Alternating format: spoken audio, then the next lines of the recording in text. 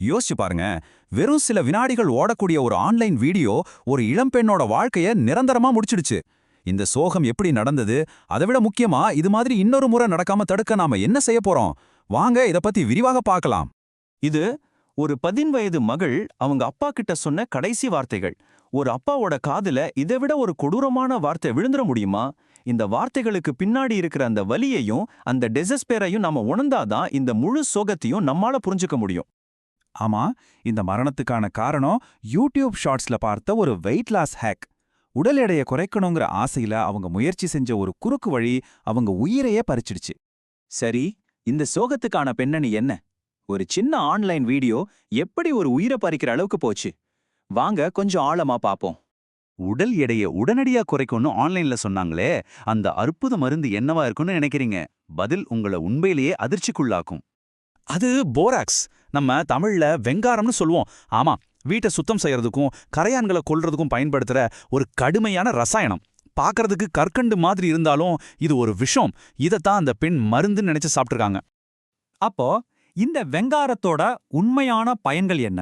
இதை தெரிஞ்சுக்கிட்டாலே போதும், இதை சாப்பிட்றது எவ்வளவு பெரிய முட்டாள்தனம், எவ்வளவு பெரிய ஆபாயம்னு நமக்கு புரிஞ்சிரும். இங்கு பாருங்க, இது வீட்டை சுத்தம் செய்யற ஒரு கிருமி நாசினி. கரையான்களை கொல்றதுக்கு பயன்படுத்துற ஒரு பூச்சிக்கொல்லி. தங்கம் மாதிரி உலோகங்களை உருக்கும்போது அதுல இருக்கிற அழுக்குகளை நீக்க இதை பயன்படுத்துறாங்க. ஏன், குழந்தைகள் விளையாடுற ஸ்லைம் செய்யறதுக்கு கூட இதை தான் பயன்படுத்துறாங்க. இதுல எங்கேயாவது இது மனுஷங்க சாப்பிடக்கூடிய பொருள்னு ஒரு வார்த்தை இருக்கா? இல்லவே இல்ல. இந்த ஒப்பீடு தான் முழு கதையும் நமக்கு சொல்லுது. ஆன்லைன்ல இத விரைவான எடை குறைப்பு மருந்துன்னு சொன்னாங்க. ஆனா அதோட உண்மை என்ன? அது ஒரு கெமிக்கல் கிளீனர். இயற்கை மருந்து நம்ப வச்சாங்க. ஆனா நிஜத்துல அது ஒரு தொழிற்சாலை பூச்சிக்கொல்லி. இந்த பொய்க்கும் உண்மைக்கும் நடுவுல இருந்த பெரிய இடைவெளி தான் அந்த பெண்ணோட உயிரை எடுத்திருக்கு. எல்லாமே ரொம்ப வேகமா நடந்திருக்கு. அவங்க எடுத்தது ஒரே ஒரு டோஸ் தான். சில மணி நேரத்திலேயே கடுமையான வயிற்று வலியும் வாந்தியும் வந்திருக்கு. அடுத்த நாளே ரத்தப்போக்கு ஏற்பட்டு நிலைமை ரொம்ப மோசமாயிடுச்சு. மருத்துவமனைக்கு கொண்டு போயிருக்காங்க. ஆனா அந்த விஷம் உடம்புல பரவுன வேகம் அதிகம். அவங்களால காப்பாற்ற முடியல. பாருங்க, இது வெறும் ஒரு தனிப்பட்ட சோகம் மட்டும் கிடையாது. நாம ஒரு பெரிய கேள்வியை கேட்க வேண்டியிருக்கு. ஏன் இப்படி நடக்குது? ஏன் மக்கள் இந்த மாதிரி ஆபத்தான தகவல்களை ஆன்லைன்ல இவ்ளோ சுலபமா நம்புறாங்க? இது ஒரு தனிப்பட்ட சம்பவம்னு நினைச்சிராதீங்க. சமீபத்துல கூட திண்டுக்கல்ல ஒரு மாணவி யூடியூப் வீடியோ பார்த்துட்டு சுயமா கருக்கலைப்பு செய்ய முயற்சி செஞ்சு உயிரிழந்தாங்க. இது ஒரு தொடர்கதையா மாறிட்டு இருக்கு. முறையான வழிகாட்டுதல் இல்லாத நம்ம இளைஞர்கள் சமூக ஊடகங்களால எவ்வளவு சுலபமா பாதிக்கப்படுறாங்கங்கிறதுக்கு இது இன்னொரு சோகமான உதாரணம். இதுக்கு பொதுவா 3 முக்கிய காரணங்கள் இருக்கு. ஒன்னு, நமக்கு உடனடி தீர்வுகள் மேல இருக்கிற அதீத ஆசை. எதுவா இருந்தாலும் உடனே நடக்கணும்னு நினைக்கிறோம். 2வது, நாம ஆன்லைன்ல பாக்குறதெல்லாம் உண்மைன்னு நம்பிடுறோம். அதை சரி பார்க்கறதே இல்ல. 3வது, கொஞ்சம் சோம்பேறித்தனம் கூட சொல்லலாம். உடற்பயிற்சி மாதிரி கஷ்டமான வழிகளை விட்டுட்டு இந்த மாதிரி சுலபமான குறுக்கு வழிகளை தேடுறோம். இந்த வார்த்தைகள் நம்மள ரொம்ப ஆழமா சிந்திக்க வைக்குது. அவள் ஷார்ட்ஸ் தலைமுறையைச் சேர்ந்தவள். அவளது வாழ்க்கையும் மிகவும் ஷார்ட்டாக முடிந்துவிட்டது. வேகமா ஓடுற ஷார்ட்ஸ் வீடியோக்களை பார்க்குற நம்ம தலைமுறை வாழ்க்கையோட முடிவுகளையும் அதே அவசரத்துல எடுக்குதா? சில வினாடிகள் ஓடுற ஒரு வீடியோ ஒரு முழு வாழ்க்கையை முடிச்சிருச்சுங்கிறது தான் இங்க இருக்கிற மிகப்பெரிய வேதனை.